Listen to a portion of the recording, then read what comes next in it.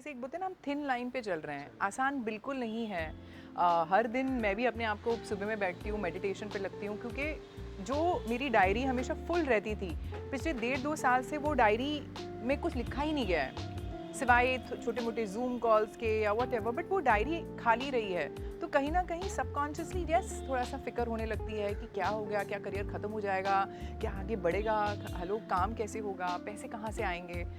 मगर मुझे सिर्फ इतना लगता है कि वो ही सुबह में बैठ जाती हूँ आधा 1 घंटे के लिए और मेडिटेशन करती हूँ, अपने आप को बैलेंस करती हूँ और भगवान पे छोड़ देती हूँ कि अब मुझे बताओ कि नेक्स्ट रास्ता अच्छा, क्या होना मेरे को एक चाहिए। पूछने का था, जो आप तो बहुत साल से इंडस्ट्री में है और देखने के लिए जाएगा आपको कुछ चेंजेस नहीं है, सेम टू सेम है। वो आप सेम टू सेम कैसे रखा? आप थोड़ा डाइट और वो बताएंगे तो संजीत सर ने मुझे बहुत टाइम पहले से देखा, जब मैंने अपना करियर स्टार्ट स्टार्ट किया किया था था। एक्चुअली। तो मेरा एसोसिएशन उनके साथ तब से है, इसलिए मेरे लिए मेरे मन में उनके लिए बहुत रिस्पेक्ट है। क्योंकि जब मेरी कोई पिक्चर्स नहीं क्लिक करता था, संजीत सर ही थे जो मेरे पिक्चर्स क्लिक करते थे उस वक्त। तो मैं बहुत एहसानमंद हूँ and I am very thankful for his lovely favours that he is done on me. तो अगर हम वो क्वेश्चन की तरफ जाएं, तो जैसे मैंने कहा, first thing is to keep your mind balance.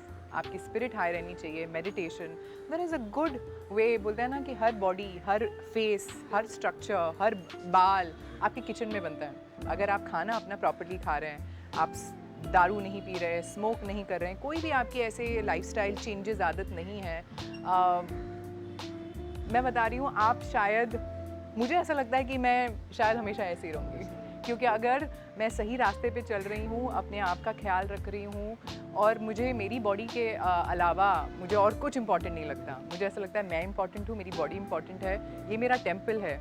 सो मैं बराबर एक्सरसाइज करती हूँ, खाना सही खाती हूँ, टाइम पे खाती हूँ। और ऐसा नहीं है मैं सब कुछ खाती हूँ, मगर फिर भी एक टाइम टेबल है, एक बैलेंस है। बोलते हैं ना, अति किसी भी चीज़ की अच्छी नहीं है, तो अति नहीं करती, बस मॉडरेट चलती हूँ अपनी लाइफ लेकिन में। आप जब भी मिस इंडिया का टाइटल जीता, ब्लैक ड्रेस का टाइटल जीता, करेक्ट। उस टाइम का जो आपका डाइट था अभी भी सेम है ना? थोड़ा चेंज किया ना क्या? क्यों ना उस टाइम में भी आप जैसे था अभी भी सेम है, इसके लिए सो मैं पूछ रहा हूँ। एक्चुअली उस वक्त मुझ पर बहुत सारा डाइट का कंट्रोल, मतलब हमारे पीछे बहुत सारे मेंटोर्स होते थे जो हमें गाइड करते थे कि आपको ये खाना चाहिए, एक्सरसाइज रूटीन, बहुत सारी चीज़ें होती थी, मगर फिर भी मैं चीटिंग करती थी। अच्छा, चीटिंग मैं करती मैं थी। बहुत चीटिंग करती थी, मैं सब खा लेती थी, क्योंकि मुझे ऐसा लगता है खाना एक दुनिया का सबसे बड़ा ब्लेसिंग है। अगर दुनिया में कुछ अच्छा है तो वो खाना है, उसके बाद सोना है। ओके। इससे बढ़िया दुनिया में और कुछ मुझे नहीं लगता। तो मैं बहुत चीटिंग करती थी उस वक्त भी, बट यस मैंने जैसे कहा मॉडरेट चलती थी। और उस वक्त का जो मैं डाइट जहाँ पर चीटिंग करती थी, अभी शायद मुझे लगता है कि उस हिसाब से मेरा बहुत चीटिंग कम हो गया है। क्योंकि जैसे जैसे मैच्योर हो रही हूँ, जैसे जैसे लाइफस्टाइल चेंज हो रही है, स्ट्रेस आ रहा है, कहीं ना कहीं ईटिंग हैबिट्स और वो मीठा खाना, वो मज़ा आना, वो उसमें वो बहुत सारी चीज़ें चेंज हो गई हैं। तो तो आप मीठा का बात किया तो हम हमारा बंगाली चैनल है हाँ द क्वेरी। हाँ। तो हमारा जो कलकत्ता का जो मिठाई है उसमें से आप कौन सा मिठाई ओहो, पसंद करते हैं? मुंह में पानी आ गया मेरे, एक्चुअली मुंह में पानी आ गया। तो कैलकटा ना, मैं एक बात बताऊं, मेरी कैलकटा के साथ में मैं एक्चुअली द क्वेरी के को थैंक यू बोलना चाहूँगी। आपने एक मेरा जिंक्स तोड़ दिया। तो मैंने ज़िंदगी में बहुत सारा जितनी बार भी मुझे काम करने का या मौका मिला है कैलकटा जाने का, जैसे अगर मुझे कल जाना है कैलकटा, यहाँ आज कुछ हो जाता था और मेरा ट्रिप कैंसिल हो जाता था। और वो एक बार नहीं, सीरीज ऑफ 10-15 बार हो चुका था। तो कहीं ना कहीं मैंने एक्सेप्ट कर लिया था कि शायद मेरा कैलकटा कभी जाना होने ही नहीं वाला। फिर एक दिन ऐसा हुआ कि मुझे एक शो के लिए ऑफ इवेंट के लिए कॉल आया कि मैंने कहा अभी फॉरगेट इट, हाँ तो बोल देती हूँ क्योंकि होने तो वाला नहीं है ये। क्योंकि कहीं फ़्लाइट कैंसिल हो जाती थी, कहीं कुछ हो जाता था, कहीं इवेंट कैंसिल हो जाता था, कहीं कुछ वहाँ रैली लग जाती थी। तो इसकी वजह से मैंने कहा ये तो होने नहीं वाला, हाँ बोल के रख देती हूँ। और वो जेन्युइनली, मैं उस दिन एयरपोर्ट पे बैठे बैठे भी मैंने बोला अभी तो कुछ होने ही वाला है, होता होगा ही, मैं जा ही नहीं पाती कैलकाटा, मेरे को शायद टच ही नहीं करने होने वाला है। मगर फिर ऐसा हुआ कि मैं बैठ गई, मैं जाके फ्लाइट में बैठ गई। मैंने कहा ओ गॉड फ्लाइट चल रही है, ओ गॉड अच्छा मैं कैलकाटा पहुंच भी गई हूँ, ओ गॉड मैं कैलकाटा उतर भी गई हूँ, कुछ हुआ नहीं। कहीं ना कहीं एक मेरा वो जिंक्स उस वक्त टूट गया था फर्स्ट टाइम। और मैंने फर्स्ट टाइम जब मैं वहाँ से उतरी, I still remember, I am forgetting the name, एक बहुत फेमस दुकान ओल्ड कैलकाटा में थी जो मेरे ड्राइवर सेन महाशय। नहीं कुछ बी से नाम था, तो वो मुझे मेरे ड्राइवर लेके गए और मैंने सबसे पहले वहाँ जाके एक गुड़ नोलेन गुड़ सौंदेश खाया था, जो ऐसे बीच में से तुड़ता है और ऐसे करके वो गुड़, हाँ वो जो नोलेन गुड़ बाहर आता है और वो अभी तक वो फ्लेवर मेरे मुंह में है।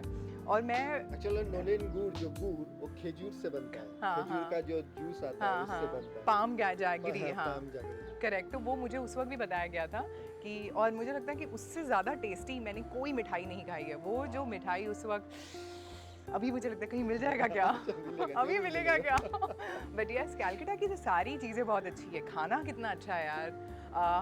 मैं जिस होटल में मुझे लगता है कि मैं पहली बार जब कैलकाटा गई थी तो मुझे लगता है कि मैं सिर्फ खा ही रही थी वहाँ। अच्छा।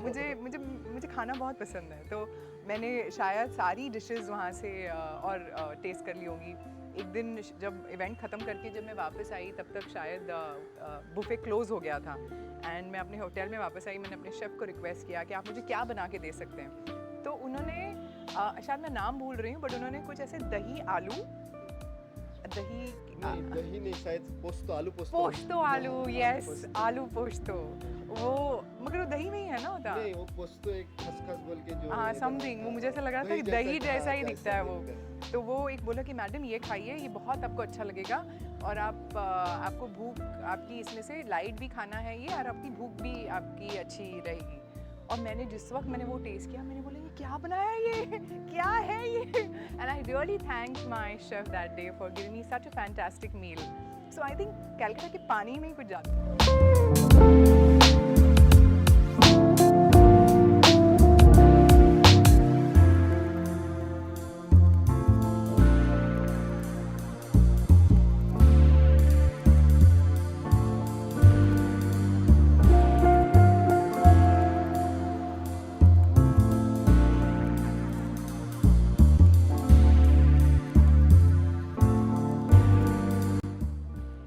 गाते हैं क्या, गाना पसंद करते हैं क्या? गाना किसको पसंद नहीं है संजीत सर, मुझे बताइए। मुझे लगता है गाना एक तरीके से तो भगवान का गिफ्ट है। बहुत सारे आर्ट हैं दुनिया में, बहुत सारे हुनर होते हैं, बट गाना मुझे लगता है कि स्ट्रेट भगवान से आता है। मैंने कहीं सुना था कि अगर आप किसी को मोती दान करते हो ना अपने पिछले जन्म में, तो शायद आपको बहुत सुरीली आवाज़ मिलती है।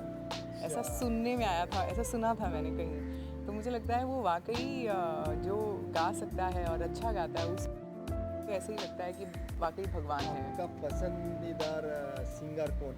ओहो, कितने सारे सिंगर्स हैं। मुझे इंटरनेशनल सिंगर्स भी बहुत अच्छे लगते हैं, मुझे इंडियन सिंगर्स भी हमारे एक से एक धुरंधर हैं।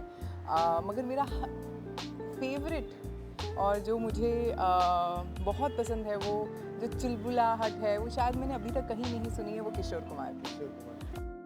किशोर दा का जो एक कोली भी अभी गा सकते। मुझे वो एक गाना उनका अच्छा लगता है, नारी कोई बरसे, no sorry, I am so sorry, I can't. No problem. अच्छा, अभी तो किशोर दा तो बहुत और आप एकदम यंग है, तो यंग जनरेशन में किसका सिंगर आपको बहुत पसंद है? मुझे एक्चुअली आजकल गुरु रंधावा मुझे बहुत अच्छा लग रहा है in terms of the pop singing, और जो उसकी आवाज़ में मिठास है। मैं किसी को उस दिन मैं कहीं मिका पाजी के वहाँ पर बैठी हुई थी, और मिका सर की आवाज़ तो एनीवेज बहुत अच्छी है, मेरे all time favourite Mika Singh हैं। मगर मैं वहीं बैठी थी और वहाँ पर वो गुरु रंधावा का कुछ बात और कुछ गाना चल रहा था। मैंने कहा यार इसकी आवाज़ कितनी मीठी है, बहुत मीठी आवाज़ है। बहुत रेयर होता है कि एक आदमी की आवाज़ इतनी मीठी हो, एंड वन ऑफ दोज मुझे गुरु रंधावा की आवाज़ लगती है।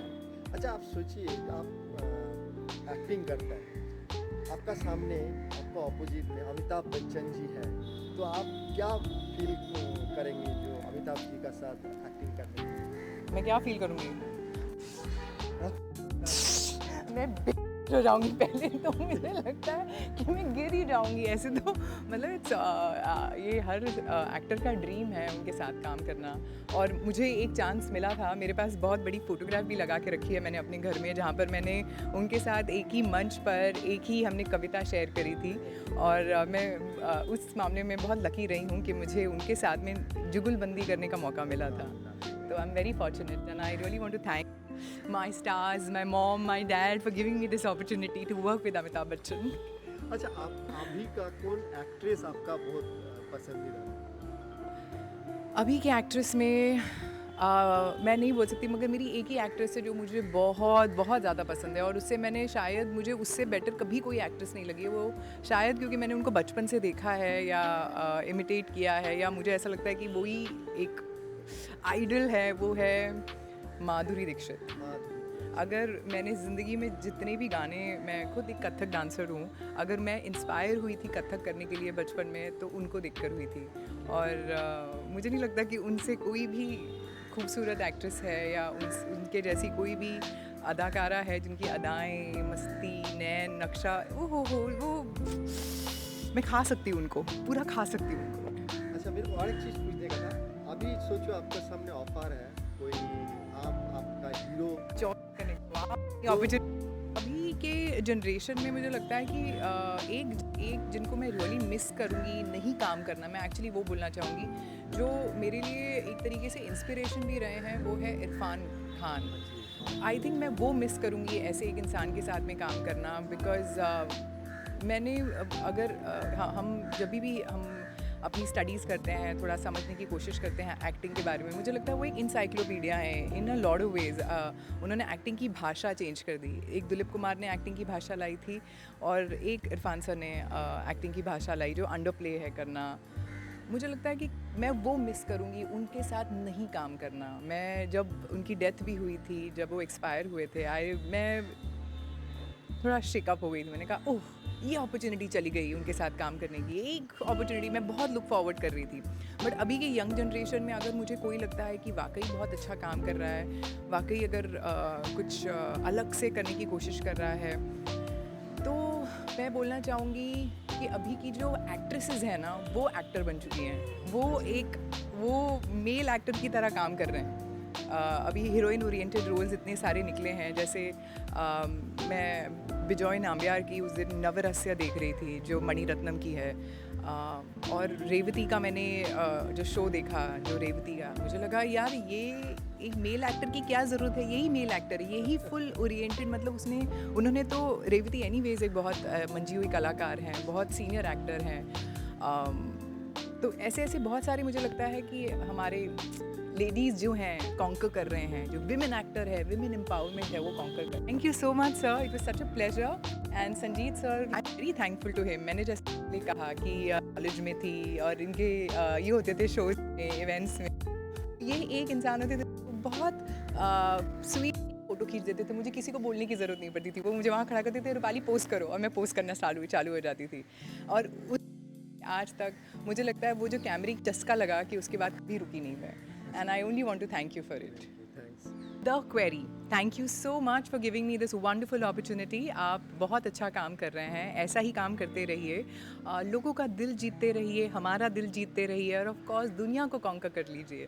Thank you so much, all the very best, best wishes and rocket.